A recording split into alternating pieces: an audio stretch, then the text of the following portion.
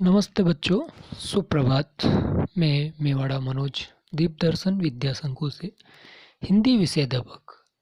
आज हम पढ़ेंगे हिंदी साहित्य कक्षा 9 पाठ 3 तुम कब जाओगे अतिथि। हमारे पाठ का नाम है तुम कब जाओगे अतिथि। यह पाठ हमारे लेखक शरद जोशी जी ने लिखा है। इस पाठ में अतिथि का ज़्यादा दिनों तक रहना एक परेशानियों का कारण बन जाता है। वो अधिक लंबे समय तक यदि मेज़बान के घर रुक जाते हैं तो एक समस्या, एक परेशानी खड़ी हो जाती है। और इन परिस्थितियों या इन परेशानियों को व्यंग्यात्मक रूप से इस कहानी में इन्होंने दर्शाया है। अब हम हमारी इस कहानी के लेखक शरद जोशी जी का हल्का फुल्का जन्म परिचय देख लेते हैं कि इनका जन्म 21 मई 1931 को मध्य प्रदेश के उज्जैन शहर में इनका जन्म हुआ था। इन्होंने व्यंग्य लेख, व्यंग्य उपन्यास, व्यंग्य कॉलम के अतिरिक्त अर्थात इसके अलावा हास्य व्यंग्यपूर्ण धारावाहिकों की पटकथाएं और संवाद भी इन्होंने लिखे हैं। और इनका देहांत सन 1991 को हो गया, अर्थात 1991 को इनका देहांत हो गया था।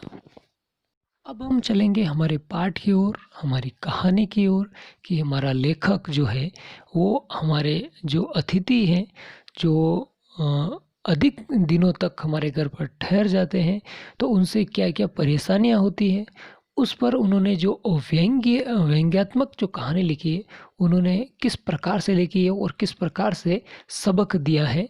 तो अब हम बढ़ते हैं हमारी कहानी की ओर। अब हम हमारी कहानी की ओर बढ़ने से पहले हम हमारी कहानी में शरद जोशी जी ने क्या लिखा है, क्या सबक दिया है, क्या समझाया है, उसको मोटे मोटे रूप से हम एक बार समझ लेते हैं, उनका सार समझ लेते हैं, उनका सारांश समझ लेते हैं कि इस कहानी में क्या उन्होंने बताया है। तो लेखक हमारा बता रहा है कि तुम कब जाओगे अतिथि में लेखक शरद जोशी ने एक ऐसे लोगों पर व्यंग्य कसा है जो दूसरों के घरों में अतिथि के रूप में जाते हैं। ओके, जो दूसरों के घरों में मेहमान के रूप में जाते हैं, परंतु बहुत समय तक वहाँ से निकलते नहीं हैं। वो मेहमान बन करके तो जाते हैं लेकिन अधिक समय तक वहाँ ठहर जाते हैं, वो वापस जाते नहीं हैं। तो उन लोगों पर उन्होंने व्यंग्य कसा है, ताना कसा है इस कहानी के माध्यम से।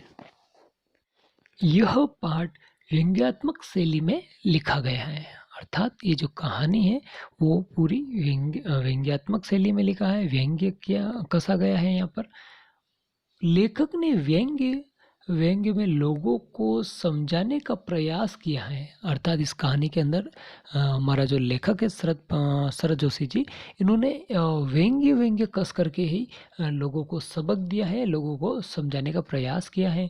लेखक के अनुसार अच्छा पड़ोसी वह होता है जो अपने आने से पूर्व सूचना दे देवे, अर्थात जो हमारा अतिथि है, जो हमारा मेहमान है, वो सबसे अच्छा माना जा सकता है जो उनके आने से पहले ही हमें इन्फॉर्मेशन दे दे, हमें सूचना दे दे आने की, और पूछ कर आए कि हम आ रहे हैं, और ये भी बतावें कि वो आ रहे हैं, ऐसा उनकी परमिशन लेनी, उनकी अनुमति लेना भी आवश्यक है। और यदि ऐसे हमारे मेहमान हैं जो परमिशन लेकर के, अनुमति लेकर के आते हैं और ज़्यादा समय तक नहीं टिकते हैं, चले जाते हैं, ऐसे मेहमानों को, ऐसे पड़ोसियों को अच्छा माना जाता है लेखक के अनुसार। एक अच्छे अतिथि की विशेषता ये है कि कुछ दिन का आतिथ्य कराए और वापस चले जाए। हमारा जो लेखक है शरद जोशी जी बता रहे हैं कि एक अच्छा मेहमान की क्या विशेषता होती है, एक अच्छे अतिथि की क्या विशेषता होती है। तो बता रहे हैं कि एक अच्छा मेहमान या अच्छा अतिथि वही होता है जो मेहमान बन करके आए लेकिन कुछ समय के लिए वो अपना आतिथ्य करवा करके वापस वो चले जाए। जो लोग बिना किसी सूचना के आ धमकते हैं, यानी कि बिना किसी जानकारी के वो अपने घर पर आ जाते हैं और कई दिनों तक वहाँ ठहर जाते हैं, वापस जाने का नाम नहीं लेते हैं, ऐसे लोग मेज़बानों की सरदर्दी का कारण बन जाता है, उनको परेशानियाँ उठानी पड़ती हैं। तो जो बिना बताए आ जाए और अधिक दिनों तक ठहर जाए तो वह अच्छे अतिथि की विशेषता नहीं है। और वह मेज़बानों के लिए भी एक परेशानी का कारण बन जाता है। उनके कारण परिवार का दिवाला निकल जाता है। अब देखिए यहाँ पर लेखक कह रहा है कि जो अतिथि बिना सूचना के आते हैं और बहुत दिनों तक टिक जाते हैं, वापस जाने का नाम नहीं लेते हैं, तो उनके कारण परिवार का दिवाला निकल जाता है। परंतु उनके अतिथि को इससे कोई असर नहीं पड़ता। लेकिन उनका दिवाला निकल जाने के बावजूद भी अतिथि को, जो हमारे मेहमान हैं, उनको कोई असर नहीं पड़ता, उनको कोई फ़र्क नहीं पड़ता। ऐसे अतिथियों को सबक सिखाने के लिए के उद्देश्य से लेखक ने इस पाठ की रचना की है। और ऐसे अतिथि, ऐसे मेहमान जो टिके रहते हैं, शर्म नहीं करते हैं, उनको कोई फ़र्क नहीं पड़ता है, ऐसे अतिथियों के लिए ये हमारे लेखक ने रचना की है, ताकि उनको सबक मिले, उनको सीख मिले हैं। और इसी सीख के देने के लिए इन्होंने इस पाठ की रचना की है। अब हम चलेंगे हमारे पाठ की ओर कि हमारा लेखक हमारी इस कहानी में, हमारे इस पाठ में क्या कहते हैं। तो आज तुम्हारे आगमन के चतुर्थ दिवस पर यह प्रश्न बार बार मन में घुमड़ रहा है, तुम कब जाओगे अतिथि। यानी कि लेखक के घर पे जो मेहमान आए हैं वो वापस जा नहीं रहे हैं, और आज उनको कुल 4 दिवस हो चुके हैं, 4 दिन हो चुके हैं, और 4 दिन होने के बावजूद वो जाने का नाम नहीं ले रहे हैं। और लेखक के मन में ये प्रश्न उठ रहा है बार बार कि तुम कब जाओगे। तुम जहाँ बैठे निसंकोच सिगरेट का धुआं फेंक रहे हो, और वो जहाँ बैठे हैं वो सिगरेट पी रहे हैं, धुआं फेंक रहे हैं। उसके ठीक सामने एक कैलेंडर लगा हुआ है, और जहाँ बैठे हैं सोफे पर उसके सामने एक कैलेंडर भी लगा है। देख रहे हो ना, इसकी तारीखें अपनी सीमा में नम्रता से फड़फड़ाती रही हैं।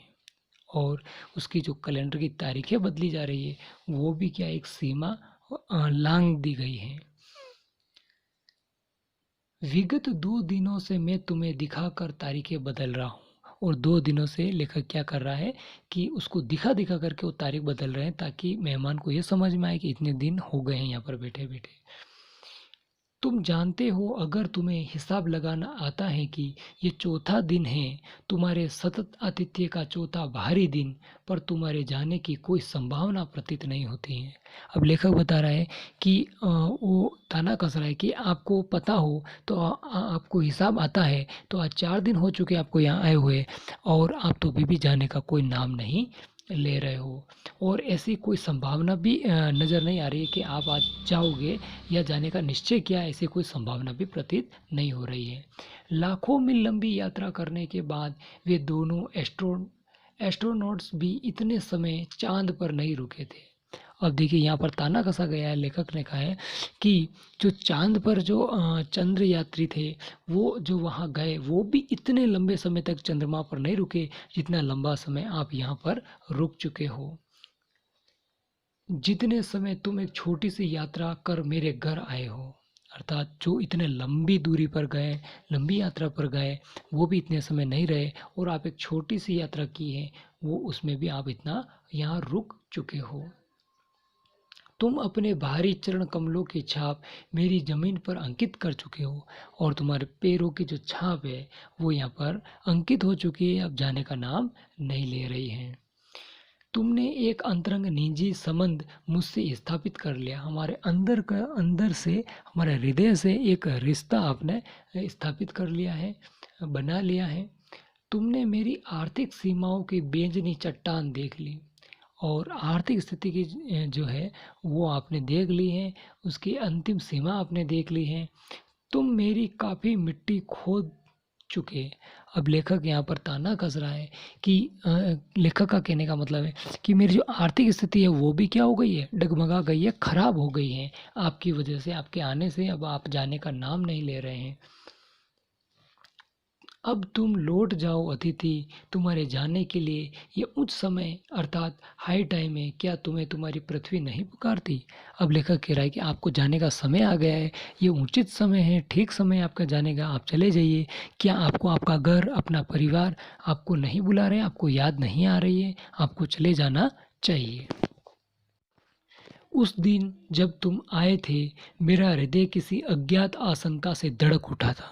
अब लेखक कह रहा है कि जिस दिन आप आए थे मेरे घर पर मेहमान बन करके, उस दिन मेरा जो दिल है, मेरा जो हृदय है, वो एक अज्ञात आशंका से धड़क उठा, अर्थात किसी अनहोनी का ऐसा आभास उसे हो रहा था लेखक को, और इस वजह से उनका जो हृदय है वो तीव्र गति से, तेज गति से कंपन होने लगा था। अंदर ही अंदर कहीं मेरा बटुआ काँप गया, और कहीं न कहीं मेरा जो पॉकेट है, मेरा जो पर्स है जिसमें पैसे रखे जाते हैं, वो भी कहीं कहीं न कहीं कँप-कँपाने लगा। अर्थात उन्हें ऐसा महसूस होने लगा कि अब मेरा दिवाला निकल सकता है इनके आने से। उसके बावजूद एक स्नेह भीगी मुस्कुराहट के साथ मैं तुमसे गले मिला। इतना होने के बावजूद भी मैं एक स्नेह भरी, प्यार भरी मुस्कुराहट के साथ आपसे गले मिल गया। और मेरी पत्नी ने तुम्हें सादर नमस्ते की थी, और मेरी पत्नी जो है उन्होंने भी आदर के साथ आपसे नमस्ते किया था। तुम्हारे सम्मान में ओ अतिथि, हमने रात के भोजन को एकाएक उच्च मध्यम वर्ग के डिनर में बदल दिया था। और जो रात का जो भोजन था, जो खाने का समय था, उस खाने के समय में खाने को बहुत ही उच्च कोटि के पकवान बनाए गए थे। बहुत ही अच्छा डिनर किया गया था। तुम्हें स्मरण होगा कि 2 सब्जियां और रायते के अलावा हमने मीठा भी बनाया था। और लेखक कह रहा है कि आपको याद हो अगर, तो जिस दिन आप आए थे उस दिन डिनर में 2 सब्जियां बनाई थी, रायता बनाया था। कहने का अर्थ ये है कि बहुत ही अच्छा भोजन बनाया था आपके आने की खुशी में। इस सारे उत्साह और लगन के मूल में एक आशा थी। अब देखिए लेखक यहाँ कह रहा है कि इतना अच्छा भोजन बनाया, आपका आदर सत्कार किया, तो उसके पीछे एक आशा थी, एक उम्मीद थी। अब वो आशा और उम्मीद क्या थी, वो अब देखते हैं आगे। आशा थी कि दूसरे दिन किसी रेल से एक शानदार मेहमान नवाजी की छाप अपने हृदय में ले तुम चले जाओगे। और उनको क्या उम्मीद थी कि दूसरे दिन आप क्या करोगे, अपनी रेल पकड़ोगे, अपनी ट्रेन पकड़ोगे, और मेहमान नवाजी करवा करके एक छाप अपने हृदय में छोड़ करके आप चले जाएंगे। हम तुमसे रुकने के लिए आग्रह करेंगे मगर तुम नहीं मानोगे। लेखक क्या रहा है, हम आपको बोलेंगे, कहेंगे कि आप रुक जाइए, लेकिन आप रुक मानेंगे नहीं और चले जाएंगे। अच्छे अतिथि की तरह चले जाओगे। और एक अच्छे अतिथि की विशेषता लेखक ने बताया है कि जो वो ज़्यादा दिन तक टिके नहीं, अपनी मेहमान नवाजी कराने के तुरंत बाद वो निकल जाते हैं, चले जाएं, वही अच्छे मेहमान हैं। तो कह रहे हैं कि आप चले जाओगे, ऐसी उनको उम्मीद थी, उनको आशा थी। पर ऐसा नहीं हुआ, लेकिन ऐसा बिल्कुल भी नहीं हुआ है। दूसरे दिन भी तुम अपनी अतिथि सुलभ मुस्कान लिए घर में ही बने। दूसरे दिन भी आप घर के अंदर ही रहे, आप जाने का कोई नाम आपने नहीं लिया। हमने अपनी पीड़ा पी ली और प्रसन्न बने रहे। हमने अपने दुख को अंदर ही अंदर समेट लिया और खुश दिखने का नाटक कर रहे थे। स्वागत सत्कार के जिस उच्च बिंदु पर हम तुम्हें ले जा चुके थे, वहाँ से नीचे उतर हमने फिर दोपहर के भोजन को लंच की गरिमा प्रदान की, और रात्रि को तुम्हें सिनेमा दिखाया। और दूसरे दिन भी आपको दोपहर का भोजन बहुत ही अच्छा भोजन करवाया, और शाम को आपको सिनेमा दिखाई, फिल्म भी दिखाई। तो हमारे सत्कार का ये आखिरी छोर था, और हमारे आदर सत्कार का ये अंतिम बिंदु था, अंतिम छोर था, जिससे आगे हम किसी के लिए नहीं बढ़े, और इससे आगे और किसी भी मेहमान के लिए कभी नहीं बढ़े थे। इसके तुरंत बाद भावभीनी विदाई का यह भीगा हुआ क्षण आ जाना चाहिए था, और ये आदर सत्कार के बाद आपका विदाई का समय आ जाना चाहिए था। जब तुम विदा होते और हम तुम्हें स्टेशन तक छोड़ने जाते, पर तुमने ऐसा नहीं किया। आपका विदाई का समय आ जाना चाहिए था, और आप विदाई लेते थे, और हम आपको स्टेशन छोड़ने आते, वो समय आ जाना चाहिए था, लेकिन ऐसा नहीं हुआ है। तो यहाँ पर लेखक मेहमानों पर जो टिके रहते हैं, आके बैठ जाते हैं, जाने का नाम लेते हैं, उन पर ताना कस रहे हैं। तो अब तक आज के लिए यहीं तक हमारा वीडियो रहेगा, और अगले वीडियो में हम इसके आगे वाला पार्ट पढ़ेंगे। तब तक के लिए धन्यवाद।